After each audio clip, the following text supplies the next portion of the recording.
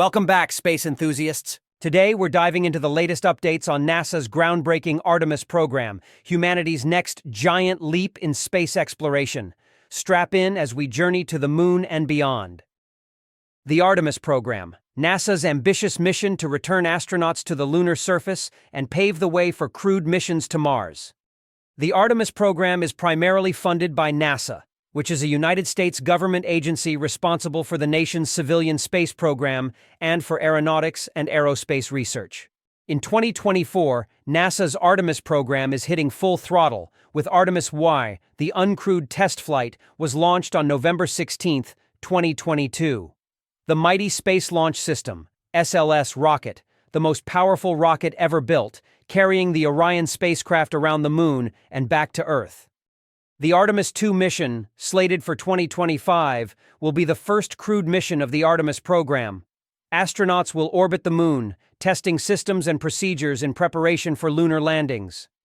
The flagship mission of the Artemis program, Artemis III, aims to land astronauts on the lunar surface, specifically near the South Pole. This region holds potential resources like water ice, which could support future human habitats and exploration. The objective of the Artemis program aims to return humans to the moon, including the first woman and the next man, by the mid-2020s. It is part of NASA's broader goal of establishing sustainable lunar exploration and preparing for crewed missions to Mars. The Lunar Gateway, a space station orbiting the moon, will serve as a staging point for Artemis missions.